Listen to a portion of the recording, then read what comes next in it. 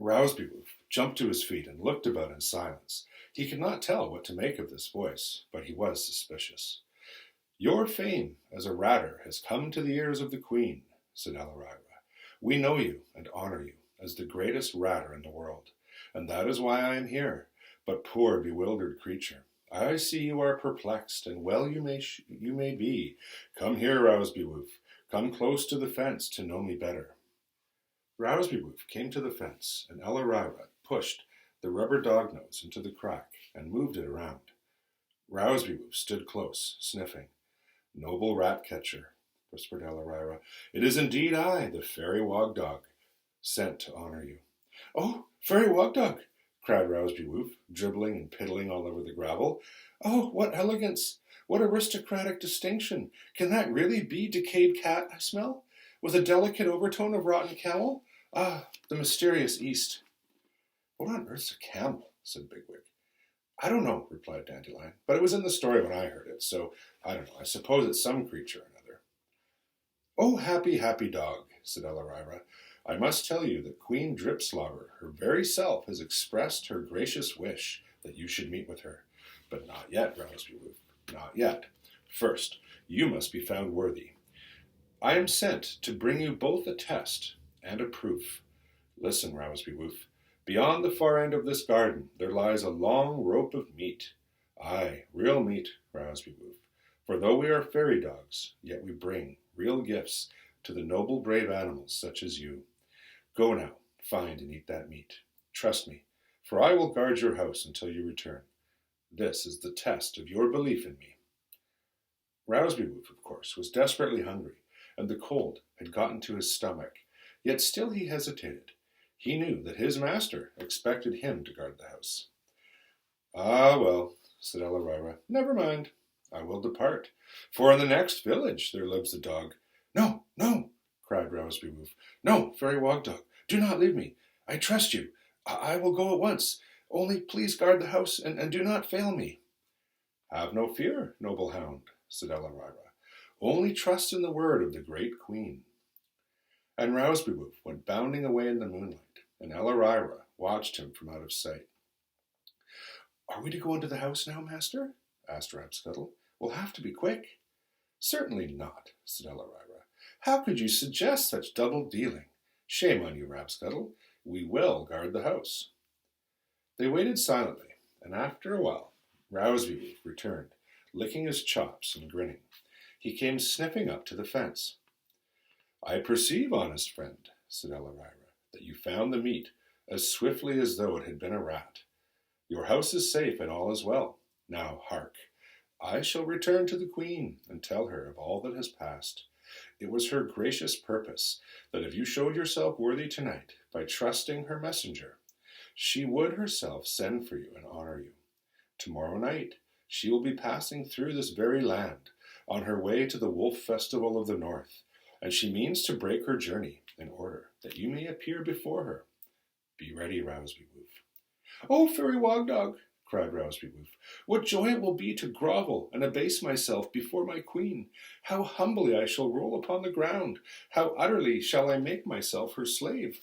What menial cringing will be mine! I will show myself a true dog." "I do not doubt it," said Alarira. "And now farewell, be patient, and await my return." He withdrew the rubber nose, and very quietly the two crept away. The following night was, if anything, still colder. Even Alarira had to pull himself together before he could set out over the fields. They had hidden the rubber nose outside the garden, and it took some time to get it ready for Rousebeewoof. And when they had made sure that the man had gone away, they went cautiously into the front garden and up to the fence. Rousebeewoof was padding up and down outside the back door, his breath steaming in the frosty air. And when Alarira spoke, he put his head on the ground between his front paws and whined for joy. "The Queen is coming, Rousebeewoof," said Alarira from behind the nose, "with her noble attendants, her fairies, Postwhiddle and Sniffbottom. And this is her wish. Do you know the crossroads in the village, do you not?" "Yes, yes," whined Rousebeewoof. "Yes, yes. Oh, let me show how abject I can be. Dear Fairy Wogdog, I will—" "Very well," said Alarira. "Now, O fortunate dog, Go to those crosswords and await your queen. She is coming on the wings of night. It is far that she must come, but please wait patiently. Just wait. Do not fail her, and great blessings will be yours." "Fail her? No, no," cried Rowsby Woof. "I will wait like a worm upon the road. Her beggar I am. Fairy Wogdog, her mendicant, her idiot, her—" "Quite right. Most excellent," said Ellarira. "Only make haste." And as soon as Rowsby Woof had gone, Ellarira and Rabscuttle went quickly through the laurels, around the end of the fence, and along to the back door. Ellarira pulled the cloth out of the hole in the brick wall with his teeth, and led the way into the kitchen. The kitchen was as warm as this bank that we sit in now, and at one end was a great pile of vegetables ready for their hurdudu in the morning. Cabbages, Brussels sprouts, parsnips. They were thawed out, and the delicious smell was quite overpowering. And Ellarira and Rabscuttle began at once to make amends for their past days of nothing but frozen grass and tree bark. "Oh, good faithful fellow," said Ellarira, with his mouth full. "How grateful he will be to the Queen for keeping him waiting. He will be able to show her the full extent of his loyalty, won't he? Have another parsnip, Rabscuttle." Meanwhile, down at the crossroads, Rowsby Woof waited eagerly in the frost, listening for the coming of Queen Dripslobber. After a while he heard footsteps, but they were not the steps of a dog, but of a man, and as they came nearer, he realized they were the steps of his own master. But he was too stupid to run away or hide. He merely remained where he was until his master, who was returning home, came to the crossroads. "Why, Rowsby Woof," said his master, "what are you doing here?" Rowsby Woof looked as foolish as he could and nosed around. His master was puzzled, and then a thought came to him. "Ah, why, you good old chap," he said. "You came to meet me, didn't you? Ah, good fellow, then. Come on, let's go home together." But Rowsby Woof tried to slip away, and his master grabbed him by the collar and tied him with a bit of string he had in his pocket and led him home. Their arrival took Ellarira by surprise. In fact, he was so busy stuffing himself with cabbage, he heard nothing until the door-handle rattled. He and Rabscuttle had only just enough time to slip behind a pile of baskets before the man came in, leading Rowsby Woof. Rowsby Woof was quiet and dejected, and did not even notice the smell of rabbit, which anyway was well covered by the smell of fire and all the vegetables. He lay on the mat while the man made some sort of drink for himself. Ellarira was watching his chance to dash out of the hole in the wall, but the man, as he sat drinking and puffing away at a white stick, suddenly looked around and got up. He had felt the draught coming in through the open hole, and to the rabbit's horror, he picked up a sack and plugged the hole very tightly.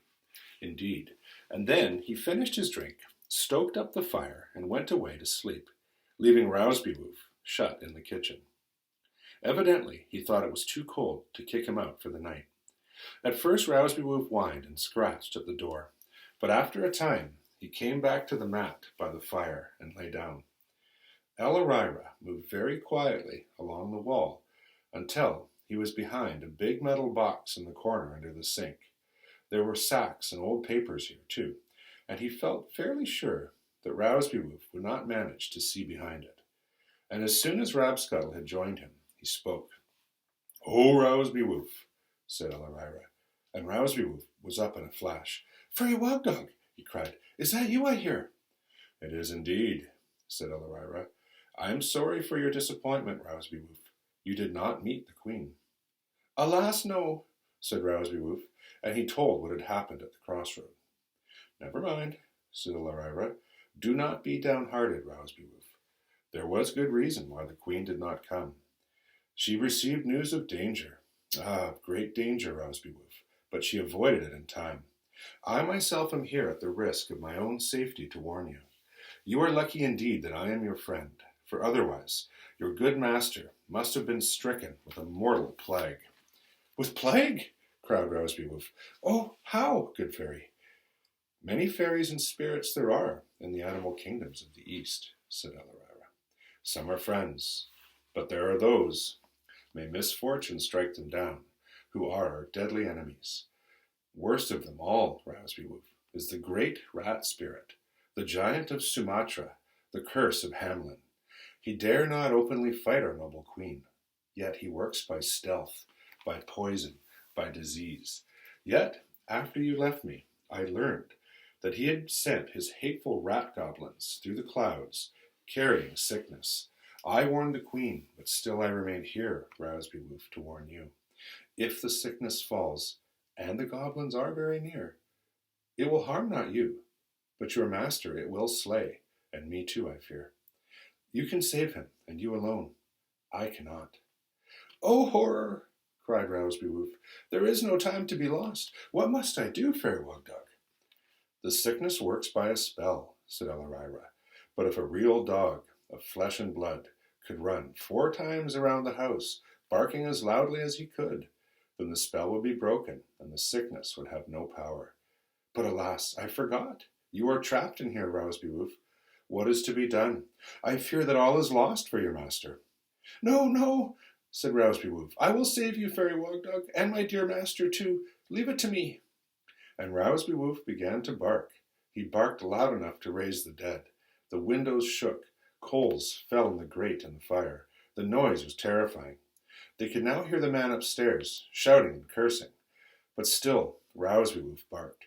The man came stumbling down. He flung open the window and listened for thieves, but he could hear nothing, partly because there was nothing to hear, and partly because of ceaseless barking. And at last he picked up his gun and flung open the door and crept out cautiously to see what was the matter. And out shot Rounsby Woof, bellowing like a bull, and tore around the house. The man followed him at a run, leaving the door wide open. Quick, said Elarira. Quick as you can. Come on. Elarira and Rabscuttle dashed into the garden and disappeared through the laurels, and in the field beyond they paused for a moment. From behind came the sounds of yelping and woofing, mixed with shouts and angry cries of, Come here, damn you! Ah, noble fellow, said Elarira. He has saved his master, Rabscuttle. He has saved us all. Let us go home and sleep sound in our burrow.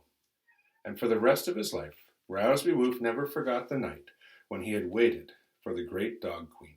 True, it was a disappointment, but this, he felt, was a small matter, compared with the recollection of his own noble conduct, and of how he had saved both his master and the good Fairy Wogdog from the wicked rat spirit.